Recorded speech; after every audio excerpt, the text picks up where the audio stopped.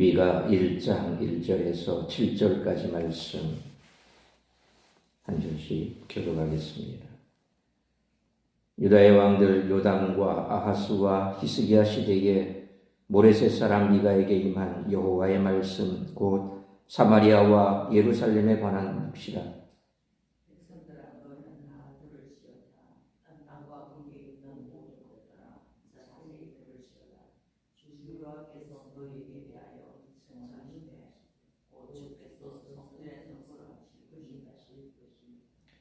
여호와께서 그의 처소에서 나오시고 강림하사 땅의 높은 곳을 밟으실 것이라.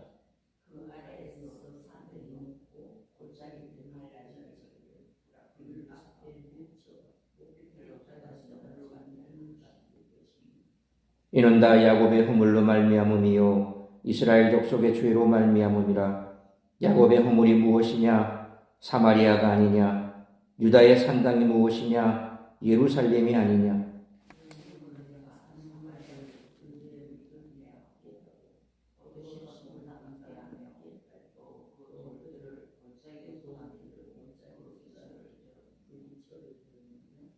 (7절같이) 있습니다. 그 새긴 우상들은 다 부서지고 그 음행의 값은 다 불살라지며 내가 그 목상들을 다 깨뜨리리니 그가 기생의 값으로 모았은즉 그것이 기생의 값으로 돌아가리라. 아멘. 오늘 본문의 저자는 미가 선지자입니다. 히브리어로 미가는 미카야의 축약형으로 누가 여호와와 같은가라는 그런 뜻입니다. 이런 모든 것 위에 초월하신 여호와 하나님을 찬양하기 위한 질문입니다. 미가서 마지막 단락인 7장 18절에도 주와 같은 신이 어디 있으리까? 라는 질문이 나와서 미가서 전체를 감쌉니다. 1절은 미가서의 메시지가 여호와의 말씀임을 선언합니다.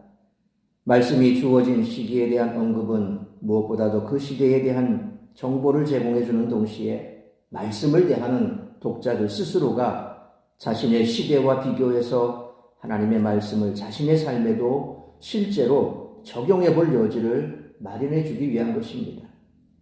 오늘 내가 읽고 듣고 묵상한 말씀이 지금 나의 삶에 어떻게 역사하고 있는지 오늘 이 아침 돌아보시기를 바랍니다.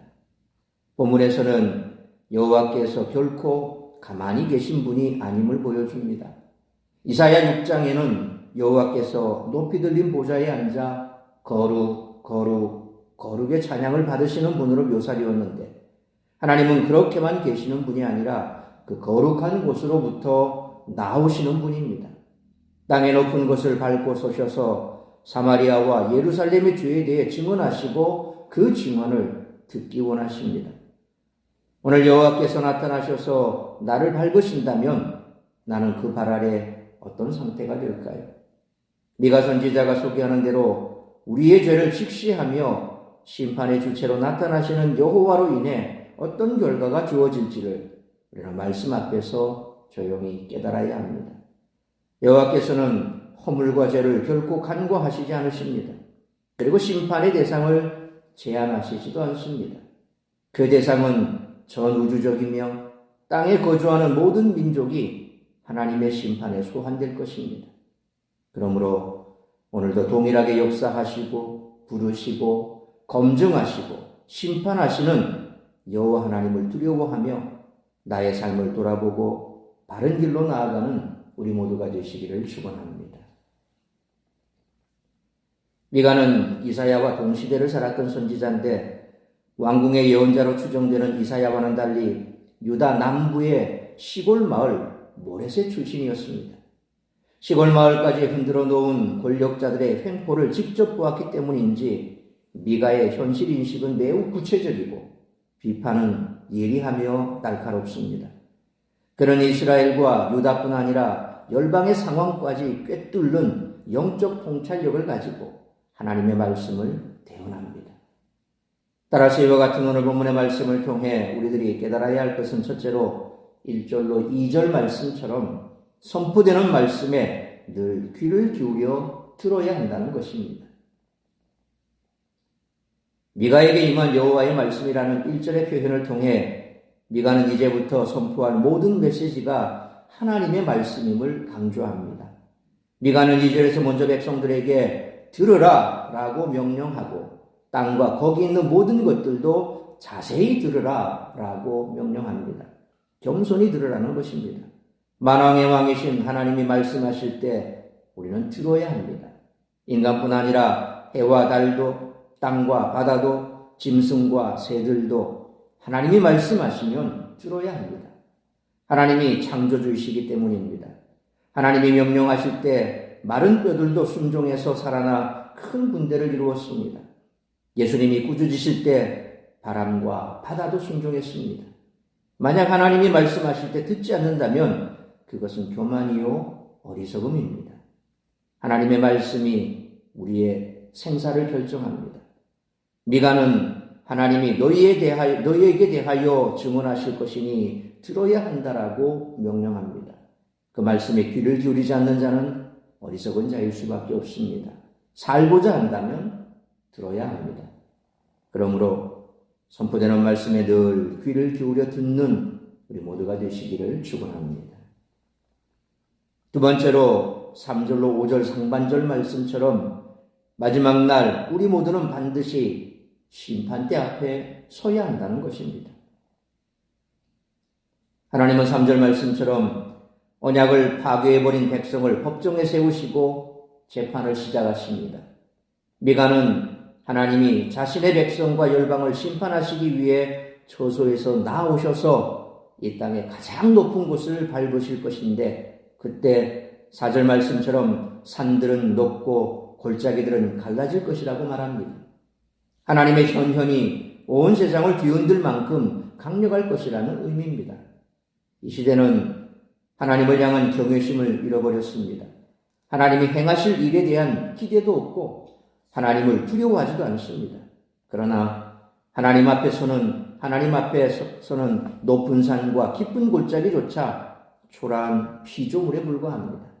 하나님이 강림하시는 이유는 재판을 하기 위해서입니다. 따라서 들으라는 외침은 법정으로 나오라는 소환장이기도 합니다.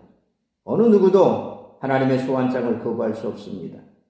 재판의 이유는 5절 상반절 말씀처럼 야곱의 허물과 이스라엘 족속의 죄 때문이었습니다. 이 재판은 마지막 날의 심판을 상징하기도 합니다. 그날 모든 인간은 하나님의 소환장을 받게 될 것이며 하나님의 법정에 서게 될 것입니다. 그러므로 마지막 날 반드시 하나님의 심판대 앞에 서야 한다는 사실을 항상 기억하고 말씀에 순종하는 삶을 살아가는 우리 모두가 되시기를 축원합니다. 세 번째로 5절 하반절로 7절 말씀처럼 죄의 대가는 반드시 치러야 한다는 것입니다. 5절 하반절로 6절 말씀처럼 유다와 이스라엘의 죄는 여호와께 등을 돌리고 우상을 숭배한 것입니다. 두 나라의 수도이자 권력의 상징인 사마리아와 예루살렘은 이스라엘과 유다의 문제가 타락한 지도자에게서 비롯되었음을 암시합니다. 지도자들의 타락, 이것은 미가가 계속 지적하는 문제입니다. 하나님은 7절 말씀처럼 그들이 숭배하고 의지했던 우상들의 기초를 허물어 대지를 드러내시고 음란한 자들이 수치를 당하게 만드실 뿐만 아니라 파멸에 이르게 하실 것입니다. 하나님의 말씀은 헛되이 되돌아오지 않고 이 땅 가운데 그대로 심판으로 나타납니다. 그러므로 죄의 대가는 반드시 치러야 하기에 말씀을 듣고 죄악에서 돌이킴으로 사죄의 은총과 천국의 소망으로 살아가는 우리 모두가 되시기를 축원합니다.